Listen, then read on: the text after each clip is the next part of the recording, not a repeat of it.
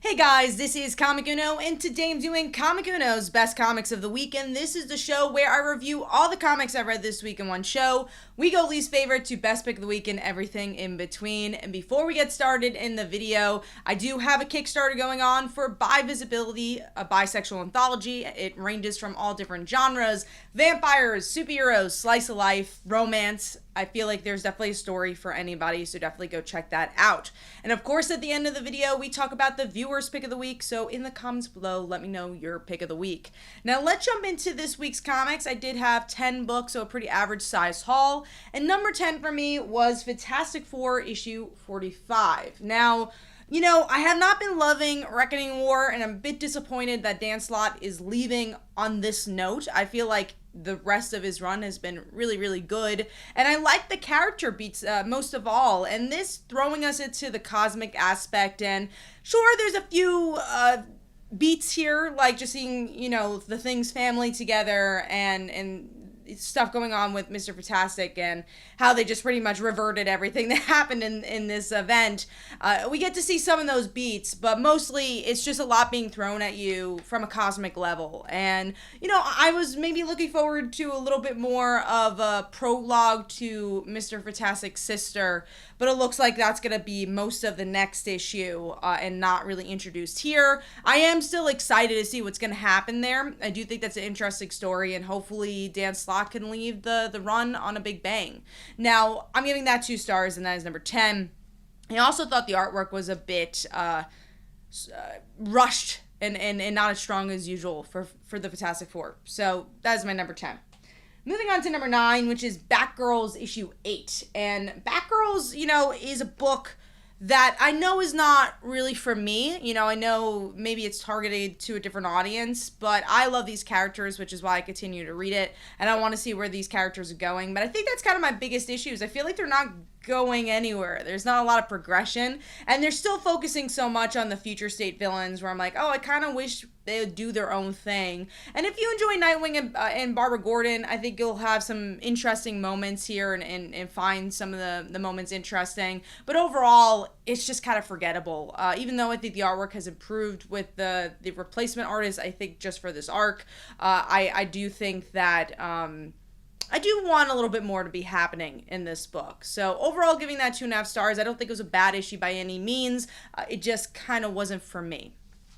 So moving on to number 8, which I actually have a bit of conflicting feelings on. I was really looking forward to this book, and that is Dark Crisis Superman. So this is kind of an Elseworld connection to Dark Crisis, and kind of a what-if story. And the reason I was looking forward to it, I just think it's a cool concept of Superman having a Robin, and we find out that Robin is John. And really the full story is just, how about if Superman and Lois got to see John grow up, and because they didn't have that opportunity in the real saga of John's life. And I thought that was interesting. I wasn't a huge fan of the kind of rougher style of artwork here, but the biggest thing I didn't like about this book was it felt very short, and I won't even say it felt short. It was short.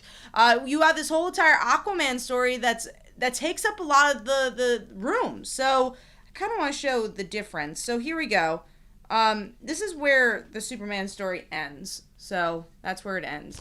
And then this many pages is all Aquaman. And it didn't feel double-sized to me. Like, usually if you have the backup stories, usually you get a full story for that first story, but it didn't.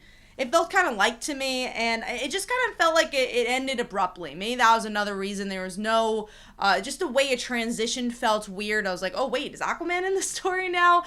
So I just didn't love the presentation of the book, honestly, and I think, honestly, the story was rather forgettable. If you like Superman and the dynamic, or I would say if you love Superman and his family, I think you'll have some enjoyment from this, but if you're just a fan or just like them, I don't really think there's much here. So overall, giving that 2.5 stars, and that is number 8 or 7. Now it's number 8. So moving on to number 7, a book I was also really looking forward to, and that's Flavor Girls issue 1. And honestly, I have the opposite effect of this one. So I actually thought the presentation was so good for this book. It has this very manga feel, very unique art style, and it builds the world really well. Like, I understood the world once I finished it. But the character work I thought could have been stronger, and that's what kind of keeps me on the fence of should I get issue 2, because I just didn't care about the magical girls. I didn't care about them, and I felt like they weren't really any different than any other magical girl, especially the lead is very Sailor Moon, which, you know, I don't necessarily think is a bad thing, but I want to know what is the unique twist on these characters. I think they showed it with the world, but I just couldn't get into their narratives as much. So I might get issue 2 if it's a light week, because it just was such a well-crafted book, but I don't know if the story itself was for me. So overall, giving that 3 stars, and that is number 7. Moving on to number 6, a bit disappointed that this is lower on the list, and that is Daredevil issue 1. So we get to see the return of the Daredevil creative team, and this is after Devil's Reign, which I didn't love. You know, I really liked Daredevil, the run before it, which is pretty much the same run that it is now. But then we break it apart with Devil's Reign, which I didn't feel like was necessary to be an event. And I didn't really love the aftermath of the event where Matt Murdock himself is dead and it's just really Daredevil living his life. And that's, you know, the aftermath of this book. You get to deal with those ramifications, which I just didn't find too interesting. But the way it's presented in this issue, I still enjoyed. I especially love Elektra. I like that she gets her little sections, some really great artwork there. I don't know if it was a different artist or not, but it just seemed really clean, the Elektra stuff. Really liked that. And then I still had a good time with the Daredevil stuff. I liked him interacting with Spider-Man and his leaving New York. But there is these transitions of him in the future and what's going on there, and it's supposed to be a mystery, and I don't know if I felt that connected to it. But overall, definitely going to get issue 2. Interested to see where it goes, but I'm just not loving it as much as the previous run yet. So overall, giving that 3 stars, and that is number 6. Moving on to number 5, which is the penultimate issue of Naomi Season 2. And if you're looking for a fun action issue, that's exactly what Naomi gives you here. And yeah, this issue, there are some parts that, you know, I'm comparing this to gorgeous, beautiful artwork, some of the best artwork on stands. Comparing it to his previous art, there are some little bits that I felt like could have been stronger in his style, the art style. But I enjoyed the perspective of that this is not Metropolis. This is a normal town that can't deal with Superman or Naomi crashing into the ground. Like, what's the ramifications of that? And I enjoyed that aspect, and that the villains are kind of building their own Justice League. So there's definitely little tidbits that were interesting. I don't know if they were all explored in this issue, because it kind of is the pure Bendis thing of like, oh, I found this little thing interesting, let's talk about it for a minute, but then jump into something completely different.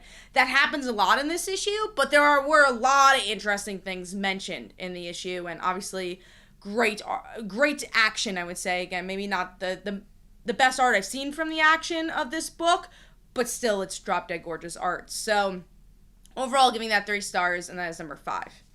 Moving on to number 4, which is Superman, Son of Kal-El, and this is the first appearance of Dreamer in comics. So Dreamer is a character from the Supergirl television show. We actually get to see Nicole Maines, who plays Dreamer on Supergirl, co-write this book, which I think is so cool, and I think a great way to bring new people who might have never read a comic, who love Supergirl, to go read this book and maybe fall in love with the medium. I think that's a great way to kind of build that bridge between getting new comic book readers.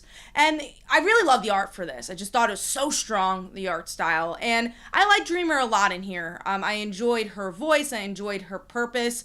When it comes to the Superman side of the story, though, I don't know if I care about the main plot yet. You know, the truth stuff has not really grabbed me. I do think the Justice League idea obviously is being done. It's literally being done in Dark Crisis. I don't know if that's what they're trying to relate it to. I'm still not completely sold on the overall arc of Superboy right now, or Superman. But I enjoyed the little new elements that were added here. So overall, giving that 3.5 stars, I believe I gave. And that is, no, that's 3 stars, and that is number 4. Moving on to number 3, which I was pleasantly surprised by, and that's Hellfire Gala issue 1, or just a one-shot. And I'm not reading any X-Men books right now, so I've dropped all of them at this point, even my Kitty Pryde book, and I'm just not into the X-Men. And this book did not, like, sell me on the X-Men, but, and I love the X-Men normally. I just think Krakoa has been too much for me, and this book kind of you see that. But the things that shine really shine. And the thing you want for a Hellfire Gala book is great art. And you get that. You get, the likes of Russell Doderman and Chris Anka on this book. You're going to have some beautiful art. And that's really what sold me here. And I would say the new X-Men roster I found interesting because of Firestar. I wish there was a reality where Firestar was getting her own book, because I don't know if it interested me enough to pick up X-Men, because again, kind of been falling off the X-Men train. But in this issue, I was like, okay, cool. A character that doesn't actually is not drinking the Kool-Aid of Krakoa, and she's part of the X-Men. What does that bring? And I thought that was super fascinating. And you get some tidbits that I'm guessing will be dealt with in acts, which I also did not pick up because I'm not reading the Avengers or the X-Men or the Eternals. I'm like, I could probably skip this event. But I thought there were some interesting tidbits there. I don't know how to feel by Mora at this point, and the Mary Jane story, that they keep repeating the same things in this issue, where they're like, you do know that Mary Jane's aunt, she has dementia. And they mentions it like 4 times. And then obviously the big thing of like how Earth is dealing with Krakoa being able to revive people. And you get, that element that's just kind of tiresome at this point. We've been dealing about it for years, and I just don't think there's any kind of forward momentum. But I feel like this issue still kind of introduced it in an interesting way, where I'm like, if I was reading X-Men, I might be interested to see what was going on. So I think this did as much as it could for me for an X-Men book. And honestly, I just had a fun time with all the dresses and suits and all that. So overall, gave that 3.5 stars, and that is number 3. Moving on to number 2, which is Punisher, issue 4. And Punisher, I've been loving this book. It's been such a pleasant surprise. I've never gone past an issue 1 for a Punisher book, and we're on issue 4. And this issue did a good job at, once again, getting into Frank Castle's psyche. And we get to see that he's getting a little worried about his wife with the deal he's kind of made with the Hand. And will she be able to survive? Because really the reason that Punisher is Punisher is because of his loss. And if he doesn't have that loss anymore, what does that mean for Frank Castle and the Punisher? And we get to see those ramifications put on to other people as well, which I thought was very interesting. And then the art. I just love the blending of the 2 artists from the past and the present. It just works perfectly. So overall, really had a good time with this one. Giving that 3.5 stars. If you're not reading Punisher, very much recommend this book. Now moving on to my pick of the week, which is Power Rangers, issue 21. And this was just such a solid book. If you enjoy Power Rangers, I think you're going to really enjoy this one, because you get a little bit of the mythos stuff. You get a lot of Power Rangers in space mythos, where we get to see the Silver Ranger return. You definitely question Andros's loyalty to the Power Rangers. You're like, is he bad? Is he good? What's going on? And they definitely played that in the show, so I'm curious to see what they're going to do in the comics. The artwork is just so good for this. I love the cartoony balance. It just works so well for the more anime side of Power Rangers. I definitely think they're going for an anime bend with the style here, especially with the sci-fi aspect. But the thing that I really liked was Trini and Zach's relationship with their kid, kind of, the kid that they find, and how we get to see allegory of this kid becoming a teenager. And I think that's really cool, because we get to see Trini and Zach are still teenagers, and how do they deal with that, and how do they deal with growing up. And there's some really interesting little tidbits brought in there. And even if that was just a full issue, I would have had a good time. But I think, just the balancing act of this issue was so well done, because it's, again, for the hardcore Power Rangers fan, you got the Power Rangers in space aspect, but then, for fans of Ryan's writing since Go-Go Power Rangers, you do get to see that more slice of life, emotional beats in this issue as well. So I just thought this was a really solid, again, well-balanced book, and overall giving that 4 stars. Hopefully you guys enjoyed. This is Comic Uno. Let me know in the comments below what were your favorite books, and you might have a chance to be featured on the episode. Now, last week's viewer's pick of the week was the obvious Batman issue 125, the new run, Chip Zdarsky's run. So here are some comments about that. Hopefully you guys enjoyed, and I will see you guys in the next one. Bye.